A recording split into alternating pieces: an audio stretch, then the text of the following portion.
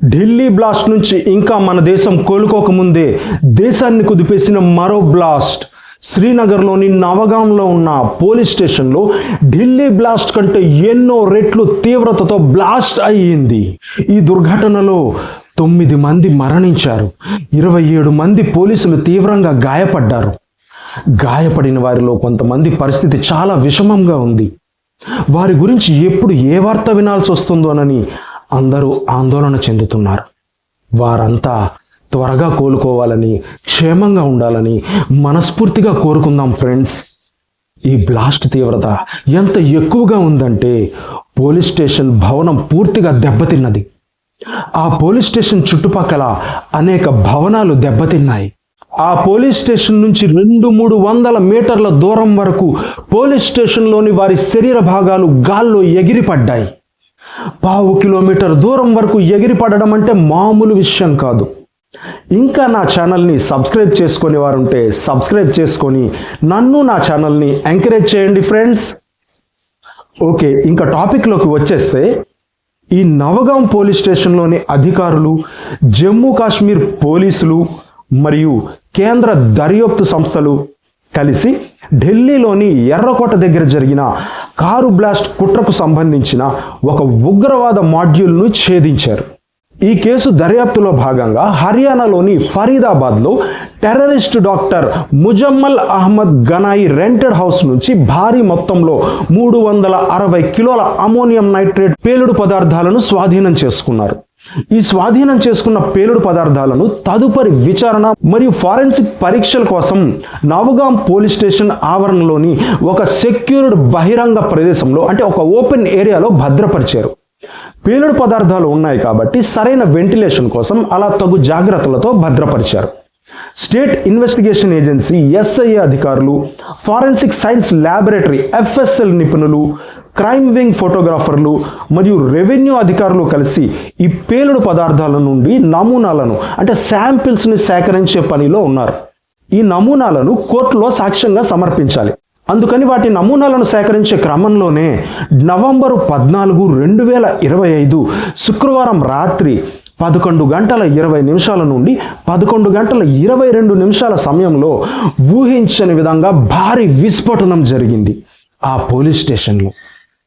అయితే జమ్మూ కాశ్మీర్ DGP నలిన్ ప్రభాత్ గారు అధికారికంగా ఈ ఘటనను ప్రమాదవశాత్తు జరిగిన విస్ఫోటనం అని స్పష్టం చేశారు. ఉగ్రదాడి అనే ఊహాగానాలను ఆయన ఖండించారు. అయితే ఇంతలో పాకిస్తాన్ ఆధారిత జైష్-ఏ-మహమ్మద్కు అనుబంధంగా భారతదేశంలో ఉన్న People's Anti Fascist Front PAFF అనే సంస్థ ఈ దాడికి తామే బాధ్యులమని ప్రకటించింది. అయితే DGP గారు మాత్రం ఈ ప్రకటనను తోసిపుచ్చి ఇది ప్రజల్లో భయోందోళనలను సృష్టించే ప్రయత్నం మాత్రమేనని, ఇందులో ఎలాంటి నిజం లేదని, దీనిని నమ్మవద్దని తెలిపారు. ఈ PAFF అనే సంస్థ ప్రధానంగా భారతదేశంలోని జమ్మూ అండ్ కాశ్మీర్ ప్రాంతంలో చురుకుగా ఉండి భద్రతా బలగాలు, రాజకీయ నాయకులు మరియు ఇతర రాష్ట్రాల పౌరులను లక్ష్యంగా చేసుకుంటుంది. భారతదేశంలో ఈ సంస్థను ఉగ్రవాద సంస్థగా ప్రకటించారు. PAFF People's Anti Fascist Front అనేది ఒక నీడలాంటి సంస్థ. కొన్ని ఉగ్రవాద సంస్థలకు ప్రాక్సీ లాగా పనిచేస్తూ ఉంటుంది. నేరుగా నిషేధించబడిన ప్రధాన ఉగ్రవాద సంస్థలకు బదులుగా ఇది ఒక స్థానిక తిరుగుబాటు సంస్థలాగా, అంటే భారతదేశాన్ని ఇంకా దేశ విధానాలను ఫాసిజం లాగా చూపిస్తూ ప్రజలను తప్పుదోవ పట్టించడానికి సృష్టించబడిన ఒక నాటకీయ ముసుగు సంస్థ. అలాగే సమాజ సేవ ఇంకా దేశోద్ధరణ ముసుగులో వాక్ స్వాతంత్ర్యాన్ని దుర్వినియోగం చేస్తూ ఉగ్రవాద కార్యక్రమాలను నిర్వహిస్తూ ఉంటుంది. వారి దుశ్చర్యలను ప్రభుత్వం లా అండ్ ఆర్డర్ అడ్డగిస్తే మాత్రం వారి మీద ఫాసిస్టులుగా ముద్ర వేసి తమను నియంతృత్వంలో అణగదొక్కుతున్నారని ప్రజల్లో సింపతి సంపాదించి ప్రజల్ని, ముఖ్యంగా యువతని రెచ్చగొట్టి తప్పుదోవ పట్టించి ఉగ్రవాదం వైపు మళ్లిస్తుంది. ప్రభుత్వం PAFని కూడా బ్యాన్ చేసేసింది. మరణించిన 9 మంది ఎవరంటే, ఒక state investigation agency SIA inspector, 3 forensic science laboratory FSL team సభ్యులు, 2 క్రైమ్ వింగ్ అధికారులు, అంటే క్రైమ్ సీన్ ఫోటోగ్రాఫర్స్ అన్నమాట, 2 రెవెన్యూ అధికారులు, 1 టైలర్. అయితే ఈ టైలర్ సివిలియన్, ఇతను పోలీస్ డిపార్ట్మెంట్ కాదు, బయటి వ్యక్తి. అతను బృందంతో అనుబంధంగా ఉన్నారు. పోలీసు వారు అప్పటి వారి అవసరార్థం అతనిని పనిలో పెట్టుకున్నట్టు తెలుస్తోంది. అతని పేరు మొహమ్మద్ షఫీ పర్రే. మరణించిన వారందరి మృతదేహాలను గుర్తించే ప్రక్రియ కొనసాగుతోంది. నవగాం పేలుడు తర్వాత జమ్మూ కాశ్మీర్ అంతటా భద్రతా సంస్థలు హై అలర్ట్ ప్రకటించాయి. జరిగిన లోపాలపై మరియు ప్రమాదం జరిగిన తీరుపై అంతర్గత దర్యాప్తు జరుగుతోంది.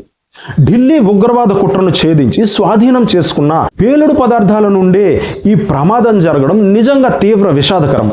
ప్రస్తుతం పోలీసులు ప్రమాదానికి దారితీసిన ఖచ్చితమైన సాంకేతిక కారణాలను పరిశోధిస్తున్నారు.